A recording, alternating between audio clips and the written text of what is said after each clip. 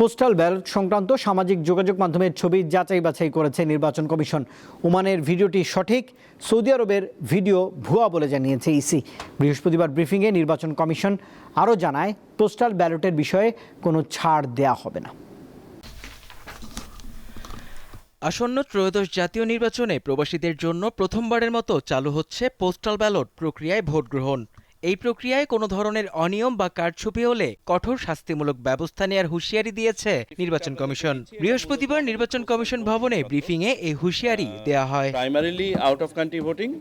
ব্রিফিংয়ে জানানো হয়, এখন পর্যন্ত মোট 7,67,084টি ব্যালট পাঠানো হয়েছে। এর মধ্যে সংশ্লিষ্ট দেশে পৌঁছেছে 7,07,500 ব্যালট। ট্রানজিটে আছে 59,884টি। প্রবাসী ভোটারদের হাতে পৌঁছেছে 1,40,873টি ব্যালট। এবং একটি ভোটার এখানে আমাদের কাছে নাই, সবগুলোই ডিসপ্যাচ করা হয়ে গেছে। সম্প্রতি সোশ্যাল মিডিয়ায় পোস্টাল ব্যালট সংক্রান্ত ভিডিও প্রসঙ্গে নির্বাচন কমিশন জানায়, পোস্টাল ব্যালটের বিষয়ে কোনো ছাড় দেওয়া হবে না। সোশ্যাল মিডিয়ার মাধ্যমে ভিডিও ক্লিপ সামনে এসছে, যেগুলো নির্বাচন কমিশন অত্যন্ত সিরিয়াসলি দেখেছে। আপনারা হয়তো দেখেছেন কোনো রাজনৈতিক দলও ইতিমধ্যে এটার ব্যাপারে কিছু প্রতিক্রিয়া দিয়েছেন। আমরা এই ব্যাপারটার স্বরূপ জানার জন্য সকল এমবাসির সাথে আজকে কথা বলেছি।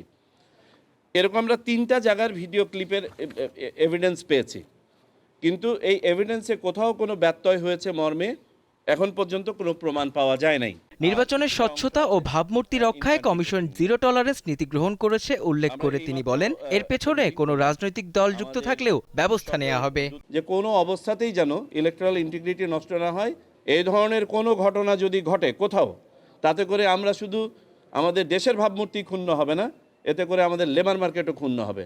এমত অবস্থায় আমরা সবাইকে বলেছি, কোনো অবস্থাতেই কোনো ধরনের ছাড় দেওয়া হবে না যদি কাউকে পাওয়া যায় এটার সাথে সম্পর্কিত সামান্যতম ব্যত্যয়, যে আপনি কোনো রাজনৈতিক দল সমর্থন করেন বিধায় আপনি 5টা ভোট সংগ্রহ করে দিবেন, আপনার এনআইডি কার্ড ব্লক করা থেকে শুরু করে, আজকে সিআইডিও মিটিংয়ে ছিল, আমরা বলে দিয়েছি ক্রিমিনাল চার্জ আনা হবে তার বিরুদ্ধে।